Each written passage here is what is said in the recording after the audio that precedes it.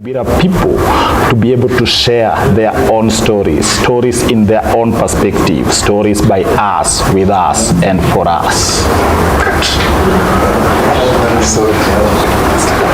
Okay. Good afternoon, ladies and gentlemen. This is Kibera News Network, and we are live from Uweza Foundation on YouTube. And this program is Sisi Mtaani. Sisi Mtaani, as you all know, is our program that enables Kibera people to be able to share their stories in their own perspective, stories by us, with us, and for us. And today, let's put our hands together for none other than Kepha Ngito in the house. Karibu sana Kepha. Thank you very much, Josh. Welcome, bwana. Thank you. We are very sorry for this delay. We had some technical challenges, but finally we are here. There is always a way out. We have just fixed it, and we are going live on YouTube on Sisi Mtaani with Kepha. Kepha Jalango. Yes, boss. Where did you get this name Jalango? Are you a Kalenjin? No. I mean, it's a famous name. People have made it famous, you know. Yeah. Now, actually, I anytime I walk into any public space and they see my identification documents, yeah, they're like, "Are you the brother to the comedian?" Yeah. Or something like that. Jalas. And I'm glad that he's doing a good job with that name. Yeah. So it's a social capital. So we share something in common. I'm very proud. But the name was given to me. For me, it's a real name. It's not a moniker. Yeah. It is a real name. I was given to it when I was young. Yeah. My grandfather, my great-grandfather actually, used to dress like a Kalenjin. Like a Kalenjin? Yes. It was it was not easy to understand. It was very, he was a loner. He had his own ways generally. Yeah. So, including his own dress. So I was told when I was young, I was born and I was crying incessantly. There was no stopping. Okay. And then they were throwing names one after the other. Yeah. The way African to find children which ancestor want to be named after him. Which ancestor wanted to be named. Yeah. I'm told that I kept quiet and started laughing immediately. Ah. So that name became officially my name. And that's how you became. But I later researched about it. Mm-hmm. It goes beyond the Kalenjin thing. Yeah. You know, when the Luos were migrating from South Sudan. Yeah. They passed through a certain route. Yeah. And one of the Luo tribes that was left behind are also known as the Langi. The Langi, they were a warrior tribe. Yeah. So, and they gave us a lot of trouble. Those ancestors when they were moving down south. Yes. So any warrior, anybody with a warrior attitude or is usually known by that name in Luoland. Okay. Yeah. So that's how we became Jalas. No association with Jalas or Kalenjin? No. I'm not associated with but Jalas. The dress of your great-grandparents? Exactly. Okay. And I'm glad that the name is known in a good way. Yeah. It feels bad when you share a name with someone who is scandalous. Sometimes it rubs on you kidogo. Yeah. But I'm glad he's using it very well and is making a lot of impact in the communities. Okay. Yes. Great. So Kepha, you've come from far, and you are also a big name in Kibera. People knows you, and I believe you have done a lot of things, and some people may not know what you've gone through. Would you just share with us, how has your journey been? How far have you come from having lived in Kibera for all these years? I know the story might be long, but you can try to summarize. I will summarize it. Yeah. I don't want to bore people. Yeah. But it is true. I have the privilege, I call it privilege, of having lived in Kibera for a very long time. I call it privilege because you get a certain education that you can't get anywhere else. Yeah. When you live in a place like Kibera. This is the best sociology classroom you can ever be in, living in a place like Kibera. Kibera teaches you. And there are many things about such places. And it's not just Kibera, the location, but it is an identity. Anytime you associate with a particular slum or ghetto, people tend to think that your body or your mind is as rusty as the roofs of those houses, those mud houses. Yeah. But I think the journey has been great for me.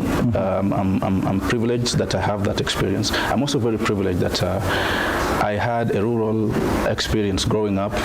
I shared life in the village and life in the city. Yeah. And in the city, this was the location. So I am lucky to have both. Yeah. I know there are people who have lived in Kibera, but have not gone beyond Limuru, for example. Yeah. To the I would implore them to travel kidogo to fika tu Limuru hapa ama Kabete. Let's get out of Nairobi kidogo, kule hiyo hewa ingine. So before Kibera, you lived in the villages, rural? Yes, true. Where's your rural home? It is really far. Yeah. It is called Karungu. Sorry.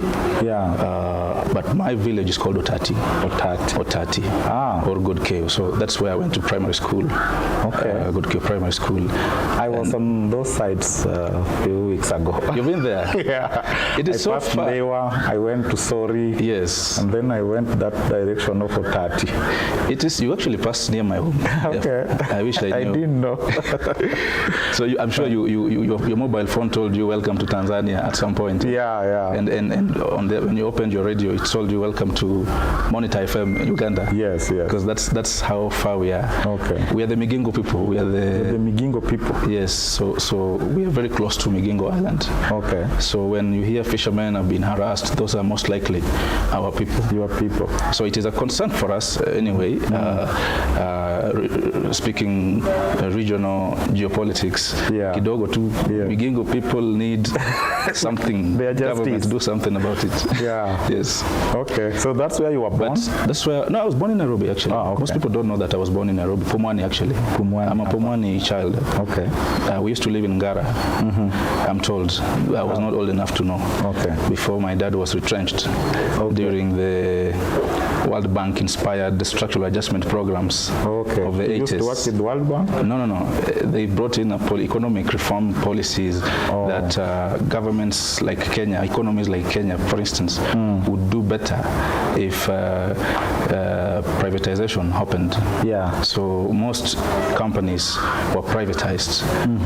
They were no longer public, and millions of people lost their jobs. And it's part of the problem in Kibera because, for instance, when they were uprooting the railway, I'm not jumping too fast. Yeah. People were concerned. We were wondering, how are these people able to uproot the railway and to dislodge and to unscrew the bolts? Yeah. Interestingly, those are former employees of the Kenya Railway Company that were entrenched almost 30 years ago. Because otherwise, how would they know? How would they be able to do it? They have the technicalities and the skills. Exactly. Yeah. But I know we'll talk about that later on. Yeah. So that's how I think we ended up here. I did that background research and understood, even though my father never told me himself, but I knew I could see how he was a victim of the system at that time, and that's how we were able to do this. So he was working with Kenya Railways? Not really. I was just using that as an example. Okay. He was in the publishing industry. Okay. So he was a publisher. Okay. And when that happened, they lost jobs. There was no opportunity. Individuals, big people with big money came from wherever, took over the companies and ran them their way. So he was one of the victims, and therefore, by extension, his family had to pay the price for it. So I was moved, and my mother, plus my siblings, to the village. Okay. And so I spent a long time living with my mother only when my father was in Nairobi. Okay. Yes. And I did that, and I went to high school. I did quite well in school. Which high school was this? I got an invitation to Manyata Boys. Okay. But we couldn't afford it. Kisumu? Or? I think it's the one in Kisumu. Yeah. But we couldn't afford it. The family couldn't afford it, so they took me to Sori Secondary School. Okay. Where I did my high school to the end, and I think I fully came back after high school. That's when I fully came back to Nairobi, and started to identify as a true Kibera, person. Yes. And it shocked me because life in the village, there is poverty, yes, but there is dignity. Yeah. Yes. In the village. But in a place like Islam, there is poverty and then there is indignity. Yeah. Because the issues of space, water, sanitation. You cannot be a family of 7 living in a 4 by whatever house, and all the children are there. The parents also are sleeping. there's a lot of boundaries that are crossed in these spaces, which is not decent. So I began to question a lot of things, like why this? And I think if I had grown up here entirely, I would not be able to have that perspective, to be able to question why things are the way they are. Because I had my father pray every day that may God help us. It made it feel like this was a devil's act or some kind of punishment to ancestors that you have to live different. So your father who used to pray a lot, not your mom? Yes. Even my mother prayed. My father was more verbal. We could know the words he was using. So for a long time we believed it was punishment by God, or we were condemned to be in such an environment. And you started to see that we have a problem. There is a situation that my father is always praying about. I stopped believing in it, and I stopped believing that God was responsible for this. I suspected that it was some group of men somewhere who decided that people should live like this and others should live the other side. And that was the beginning of my journey. You started being radical. In terms of curiosity to know, first of all, why this one? Why are people living like this here? Secondly, are there other places in the world where people live like this? And how have they coped with such? And so I went into books, I went into reading a lot. Now you finish your high school in Sori, you are in Nairobi. Yes. You find yourself in Kibra. In Nairobi, in Kibra. And now you are starting to question certain things. I'm starting to question a lot of things. I was also a victim of the system because that year I had passed my exam. I was supposed to join the regular university. But 8 months down the line, the government suddenly announces that we had passed too many. Therefore, they had to raise the cutoff point. And I was left out by 1 point. So I couldn't join the public university. It took me many more years to finally go back to school under a parallel program. But which is that already very expensive. It had to happen through the help of someone, of course. It's impossible. It's one of the they say education is an equalizer, but education in a capitalist context like Kenya can also be a tool of oppression. And that's why when they were saying the other day that they want all parliamentarians to have university degrees, I don't know what they're thinking. I mean, have they made it possible for everybody to access college? That degree. For you to create such laws, you should be able to at least give us examples of Canada where the cabinet is PhD, all PhD, for instance. They at least have a system where everyone is a graduate, can be a graduate if they want. And therefore you can say, let's have a law that makes it possible for people to have degrees before they can go to parliament. In any case, what are they analyzing there? What are you analyzing on my behalf that I don't even know if I elected you? And then you're if I'm a poor and illiterate voter, you are as well a poor and illiterate representative because I'm the one who selected you. And therefore, you cannot create a system where you don't speak your own language there, disconnecting further from us. So that's a different issue. But I was just saying that I was also a victim of that circumstance. So my education process was not smooth. It was there were gaps. Several years before you joined that parallel. Several years. It even took me 4 to 5 years just to go back to my high school to collect my certificate. Because it had been cleared the fees? Yes, I had not cleared the fees. So it took me 4 to 5 years to do that. And that time you are still just in Kibra? Yes, and that's when I decided I don't want to feel like I'm different from anybody. I want to be like any other young person here who didn't even go to school. So I said, to hell with my education. To hell with all that. I want to number 1, 2, 3. I was becoming in top 10, whatever. To hell with all that. Let me pretend I didn't even do that and start a different life. So what life did you start? I went to industrial area. People don't know. I did a bit of work in industrial area. I almost became... You were going to industrial area every morning? Along this railway. Walking or using the train? Walking. It was, you couldn't afford it. To use the train was expensive. Even to have your own lunch there was expensive. So I did that for a month. I was cleaning a boiler. It is a whole intricate story I will tell another day. But The working conditions there were extreme. So I was also exposed to the cruelty. You are doing these casual jobs. I was sweeping the places, cleaning the most dangerous industrial boilers. Yeah. So dangerous that the person, my supervisor, couldn't even go get close. They used from a distance. Spotlights. Oh, clean there, clean. Yeah. Clean there. Yes. Have you not seen that part? Exactly. So I did that for a month. Okay. And I had to quit without even collecting my salary because I think it got to a point where I felt this was not my calling. And it's not that I was choosy or privileged. I think you need to make standards for yourselves, and that's one of the things I tell young people. That so you worked for 1 whole month without, or were you being paid weekly or daily? It was a daily wage, but we were not being given the money. Okay. Yes, and there were mamas there with pails of githeri and chapati and madondo. But you'd eat. And they would eat. They would serve you the food because they know you were hungry, and then they would give you a book and a pen. Yeah. Like your name and your debts column. So everybody had a debt. You write by yourself? You write by yourself. Okay. So by end of the month, they would collect their money directly from your boss. Oh, because you're the one who wrote. Because you're the one who wrote. You also signed. So some people would end up eating half of their salary. Yeah, I can imagine. It happens a lot also in the construction sites. Exactly. Yeah. So that's the experience in the industrial area. I did some Django also around here, Kidogo.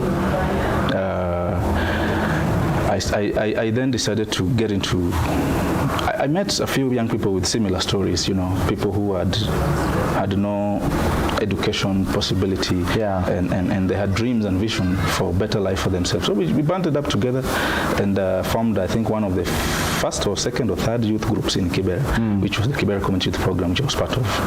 That was way back in 2004, 5, 3, 4. Yeah. Way back. Yeah. Yes, 2003, 2, 3 up. You stopped going to industrial area, stopped going to Mujengo. I stopped. And now you started a youth group? Yes. What was the name? KCYP, Kibera Community Youth Program. Yeah. What we were doing is... Was something along Karanja Road, or that was much later when we were capable of coming to Karanja. It was elitist. You see this place here? Yeah. These were those bougie suburbs that only certain people lived in. Yeah. So we had to come from the other side and beg for space to do our things. So who did you start this with? Fred Oko, who was the initial founder. He was the vision bearer. Fred is a very inspiring individual. Yeah. This same Fred of your friend? Yes, okay. Fred.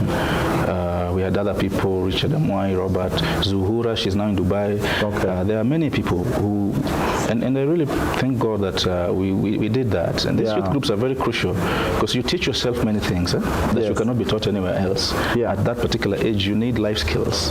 You need to know that you have self-control. You need to know issues of contemporary society like diseases. HIV was a major thing at the time, and the stigma levels were very high. So we were helping train people using theater, for instance. Johnson Mwakazi was there. Oh, Johnson Mwakazi was also there? Yes, he was there. And I think to a large extent, he began to recognize his potential as an actor, as a voice artist at that youth group.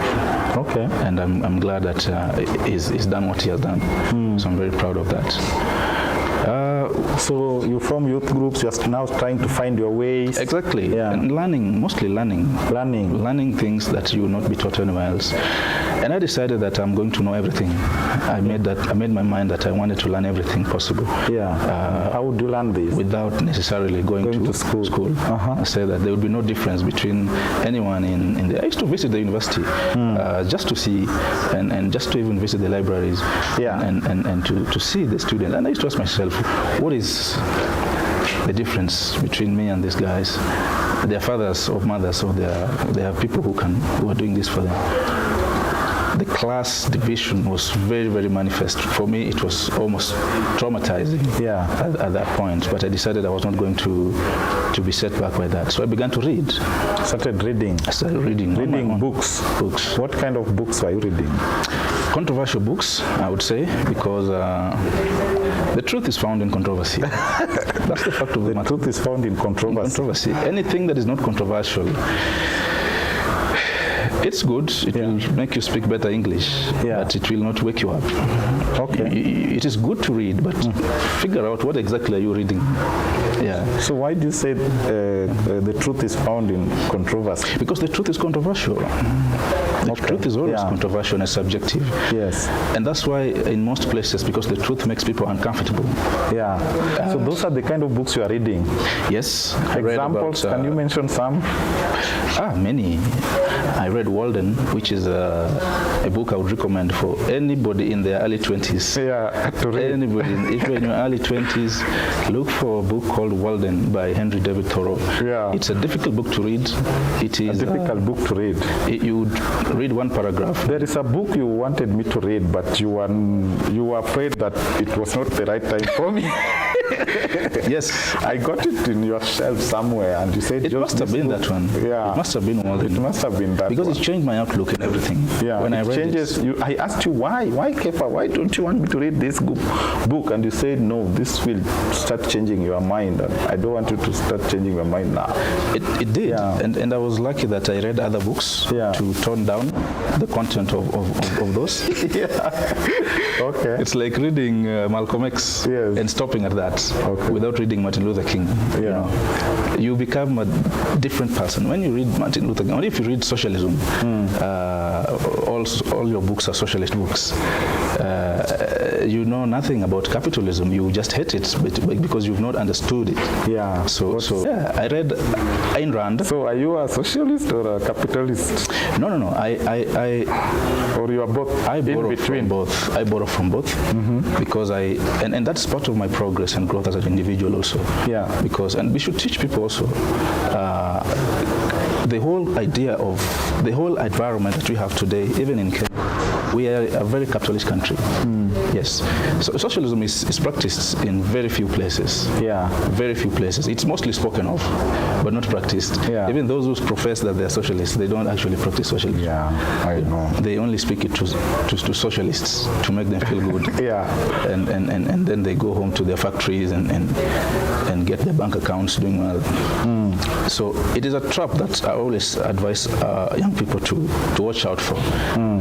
The ideology trap, and you can be trapped into that for so many years and not make any progress, at all, because be practical. We live in a capitalist world environment. How can you make use of that? Even the tools we're using today are capitalist. Yeah. The tools of capitalism, the internet. Yeah. There's nothing more capitalist than the internet. Yeah. The distribution methods, even for your content to go out there. Yeah.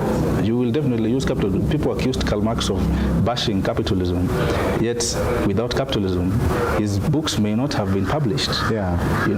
His ideas may not have been projected at all. Any ideology that we know today was because of capital conserved and promoted by instruments of capitalism. Yeah. So there are things to borrow, but we have to create it. We have to make it contextual. So we apply it within the limits and the framework of our own societies here. That is the level of thinking I have. Yeah, I know you have a lot of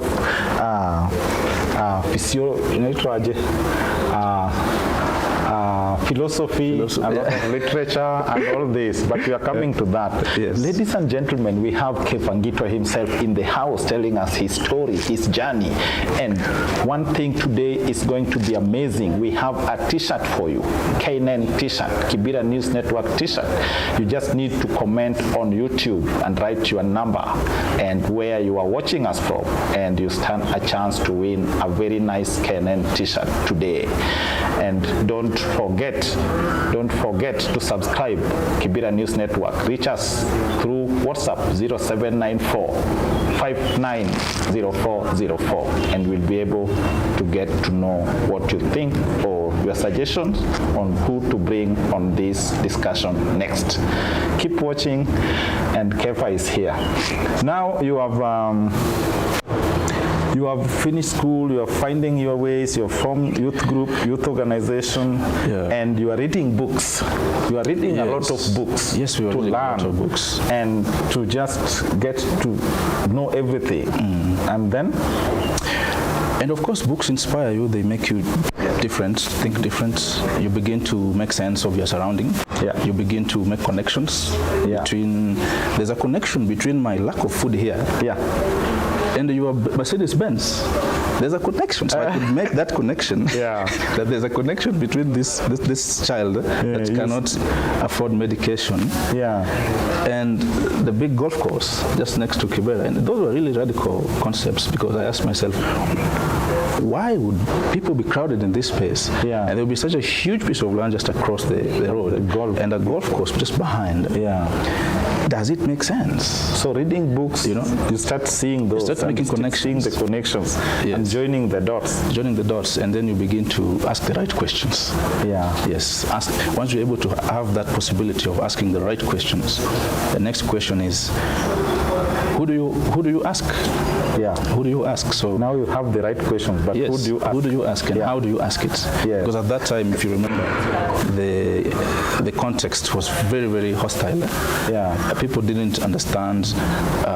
I think engagement was mostly by protest, mostly on questions of society, on governance. If there was a problem, people protested.